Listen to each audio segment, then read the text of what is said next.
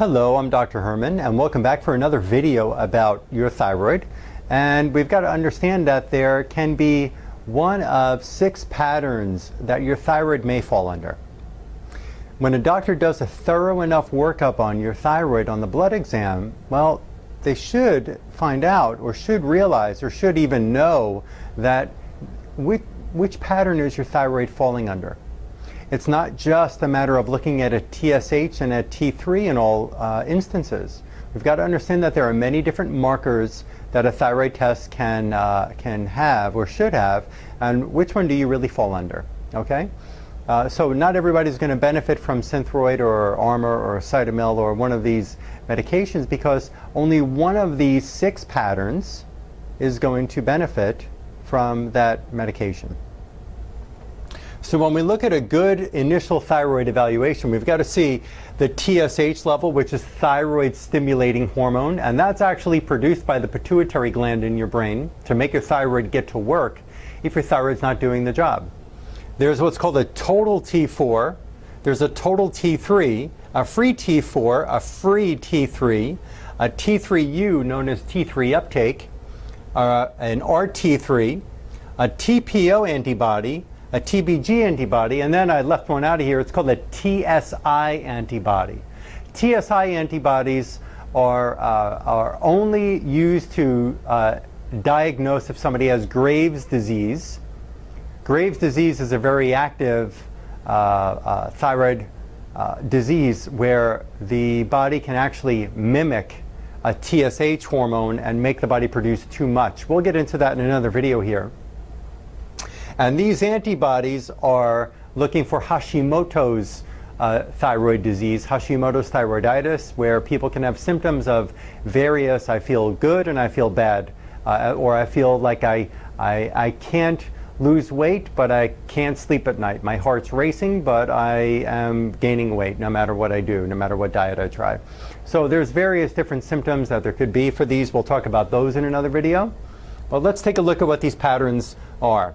There's something called a primary hypothyroidism. That's category number 1, or pattern number 1. Pattern number 2 is hypothyroidism secondary to a pituitary loss of normal function. Again, the pituitary gland in the brain that controls the thyroid, maybe the pituitary is really the primary problem, and the thyroid is just a problem because the pituitary is not doing its job, rather than the primary problem is the thyroid is not doing its job. Okay? There's a third pattern called thyroid underconversion. We'll talk about this in a minute. I'll show you what that pattern means. Thyroid overconversion is another pattern that you may fall under. Then there's something called thyroid binding globulin elevation. We'll show you what that is. And thyroid resistance. Number 1, primary hypothyroidism. The TSH level, when you look at your blood test, if you want to pause this and get your copy of your blood test, the TSH elevated, that could mean that the brain is trying to get the thyroid to produce more hormones. Understand something. The brain recognizes if the thyroid's doing its job or if it's not doing its job. What is the thyroid's job? To produce T4 hormone. So when the brain registers, is the thyroid producing less than normal T4, it's going to raise the level of thyroid stimulating hormone to give it a kick in the butt and make it go to work. So when the TSH is elevated and the T4 could be normal, the T3 could be normal, the T3 uptake could be normal, and the free T3 and free T4 could be normal, then we're called a primary hypothyroidism. Then maybe it needs a little bit of a boost with a thyroid hormone replacement medication. Now, in some cases, we could see the T4, even though the TSH is elevated, T4 is low, which means that's normal. Normal would be if there's not enough T4 being produced by your thyroid, the brain wants to make the thyroid produce more. So it would raise the TSH level. Now, if we notice that the T3 is low, or the T3 uptake is low, or the free T3 or free T4 is low, that may be from a primary thyroid problem, where the thyroid really is at fault. So if your TSH is up, that means the brain is trying to produce more thyroid function by raising the thyroid stimulator. Now, If the T4 is low, then the TSH going up should make the thyroid produce more T4. If the T3 is low, it may be related to this primary thyroid problem, but maybe not. Maybe it's related to something else going on in your body. We're going to talk about that as we go along here. But understand, if the TSH is up and the T4 is low, that would be a primary hypothyroid problem. But if your doctor is not looking at anything else in this picture, they may call you a primary hypothyroid condition and just give you your thyroid replacement hormone and never really get you well, because there could be something else going on. So let's take a look at the next picture here. The second pattern, is where the thyroid is less than normal, hypothyroid, less than normal thyroid function, but it's secondary to a pituitary problem. When the thyroid is not working normal, when it's doing less than normal, the pituitary is supposed to produce more thyroid hormone to pick up the pace of the thyroid. We understand that. Hopefully you're getting that now. It's not too hard to understand. But understand something, that if the TSH is below a certain level of a 1.8 and the T4 is below a 6, then, and you have hypothyroid symptoms, then you're not really a primary hypothyroid problem, you're a pituitary issue. And the pituitary takes a couple of different neurotransmitters or brain substances to give it a boost. So sometimes your doctor is not really doing the right investigation or even understand how to read the thyroid blood test properly to help properly diagnose you to get you well. We've got to understand that maybe your hypothyroid symptoms are coming from a hypopituitary issue. Maybe your thyroid is not working properly because the pituitary can't even tell it what to do. Okay? So if the TSH is below 1.8 and T4 is below 6, then we're looking at a primary pituitary hypofunction, secondary thyroid hypofunction. And you know what? This person's not going to benefit from taking thyroid hormone medications. Or maybe they benefit for a very short time, but they come right back, like on a roller coaster, they go right back down into the same symptoms that they had prior to getting on the medication. Now, pattern number 3, a thyroid underconversion. Let's understand something before I get into this picture here. In order for your thyroid hormones to be accepted by every living cell in your body, now understand, you have these cells, and they go and they knock on the door of you have these thyroid hormones, sorry about that. You have these thyroid hormones, and they go and they knock on the door of every cell in your body. And when the cells in the body open their door and say, we're ready to let you in, the only thyroid hormone that they're going to let in the door to make the cell work, this thyroid hormone is called T3. T3 is the active thyroid hormone. T4 is inactive. T4 doesn't work for the body. So the thyroid produces a hormone called T4, but that can't be accepted by every cell in the body, or any cell therefore in the body. T4 has to go through your liver and it has to go through your intestines to become activated and be turned into what's called active T3. Active T3. So we have inactive T4 and we have active T3. So when you have T4 jumping into the taxi cab and going through the bloodstream to get to the liver first, the liver has to have specific enzymes that turn your T4 into T3. This enzyme that's in the liver is never found on the liver test that your doctor is doing in your blood test. It's not available in the general labs from hospitals and other laboratories around in your city. There's only one lab in the country that has this enzyme test available. We'll talk about that in another time. But if you have a destruction to the enzyme that does the T4 conversion to T3 process in the liver, then you're not producing enough T3. The next place that T4 has to go through is your intestines. If you have intestinal damage, that I'll talk about in other videos. I talked about this in the intro video on this website for thyroid, and I also will talk about this in other follow-up videos to make sure that you really get to understand. There's so much information about thyroid and it can be overwhelming. So let's break it down into simple little parts and put it together for you. What happens when T4 goes into the intestines and there's some intestinal damage? T4 can't be turned into the active T3. So when your cells are waiting, they're waiting, looking at their watch saying, where's T3? It's not showing up. I need T3. A signal goes up to your brain, and then your brain says, hey, we don't have enough thyroid hormones. So the thyroid is at fault. So what is your brain going to do? Your brain's pituitary gland is going to release more thyroid stimulating hormone, and it's going to make your thyroid produce more T4. T4 being produced more goes through the liver, and the liver can't do the job of making it into T3, and can't make the job, and the intestines can't do the job of making inactive T4 into active T3 to make your body run normally. That's called an underconversion problem. Again, T4 produced by the thyroid at normal levels maybe, but it goes through the liver and goes through the intestines, and we can't get 100% of T3 on the other side. Your body is not converting T4 into T3. So we can see here that T3 is normal or low. Free T3 or total T3 is low. Your body's not making enough T3 because the liver and the intestines are at fault, not the thyroid. Now, thyroid antibodies may be negative. So we like to look at those thyroid antibodies because thyroid antibodies tell us if we have an autoimmune condition, not a thyroid condition. I'm going to show you something pretty interesting as we go along here in these videos. Number 4 pattern, thyroid overconversion. So we're producing normal levels of thyroid stimulator from the brain. T4 coming off of the thyroid is normal.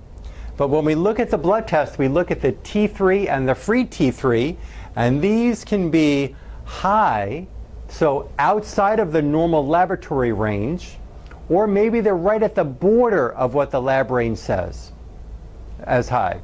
Understand something about the laboratory range. Different laboratories in this country, in the United States, in every city, any town, USA, they will have varying laboratory ranges. Yes, that's right. There is no one standard laboratory range for your doctor to look at and say, well, hey, that's normal. We've got to use a much tighter, narrower gap. We don't use a bell curve analysis of what's going on with your thyroid hormones because the lab says that it's right. Because what the lab is doing is say, out of these 100,000 people that we tested this year, some are diabetic, some are on thyroid hormones, some are anorexic, some have cancer, some are on chemotherapy drugs, some are drug use, some are very healthy people, some have neuropathy medications, some have fibromyalgia. You understand this? That they're measuring the number out of all of those people that they're testing. They're not using one standard range, they're using various ranges from various people that they've tested, and that's how they make their bell curve analysis.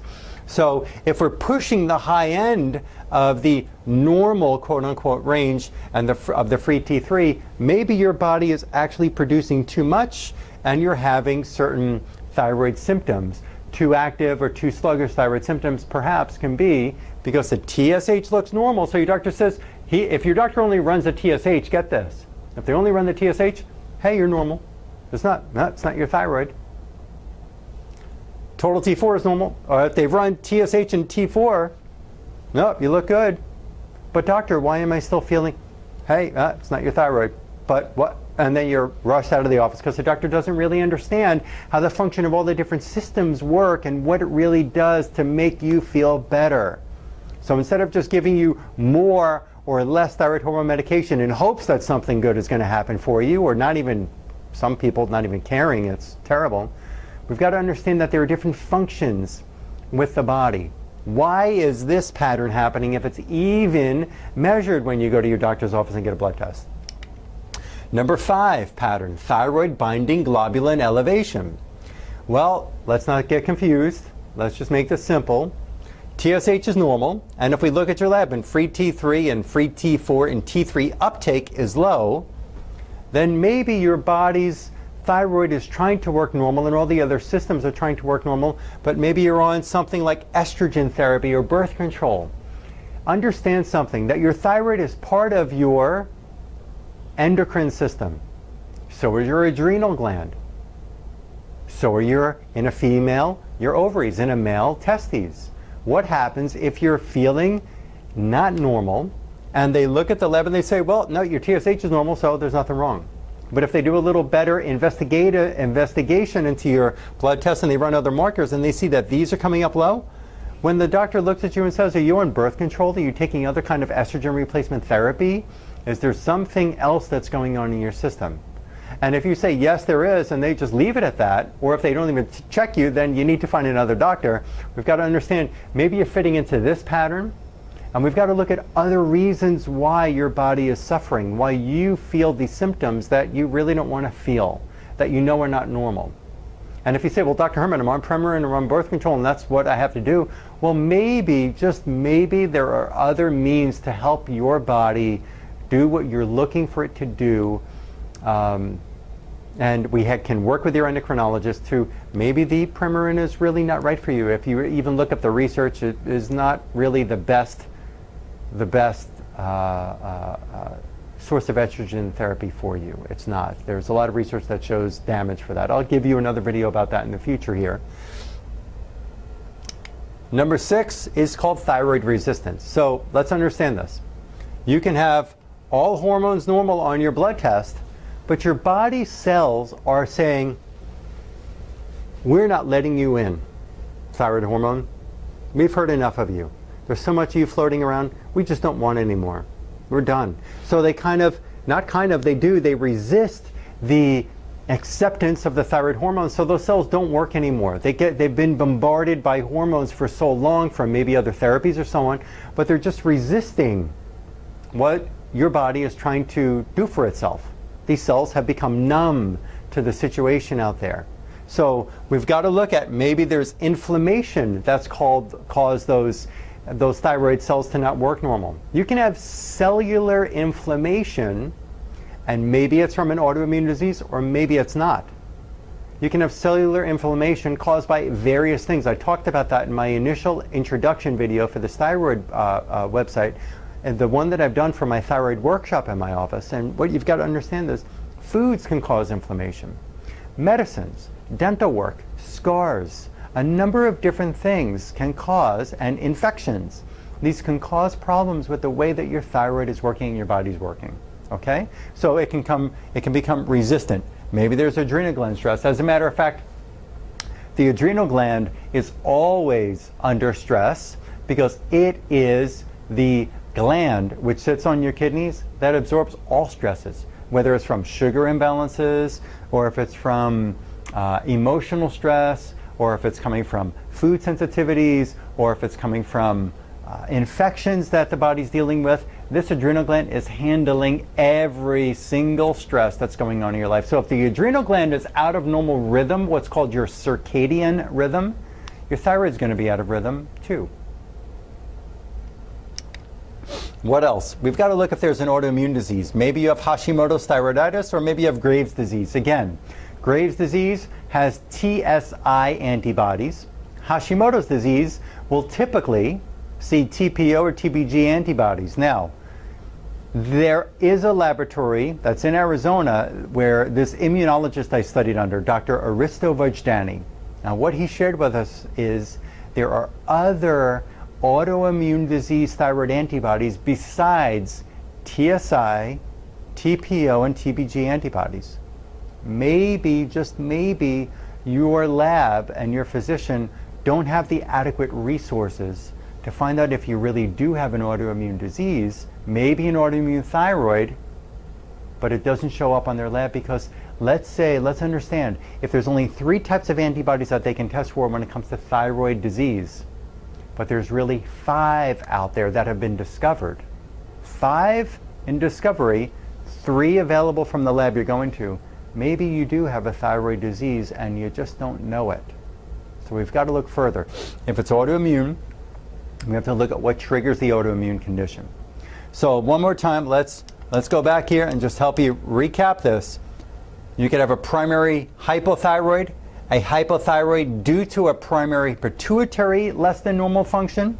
You could have an underconversion of thyroid hormones, an overconversion. You could have thyroid binding globulin elevation or thyroid resistance, or you can have Graves' or Hashimoto's. And sometimes I've seen, in rare cases, but I have seen a Graves' and Hashimoto's mix where they have antibodies positive for both autoimmune diseases. Okay, I hope that you learned something on this video, and stay tuned for other videos that will be coming from this website that I've recorded to help you really understand what's going on with your thyroid condition. Thank you very much, and I look forward to sharing more with you.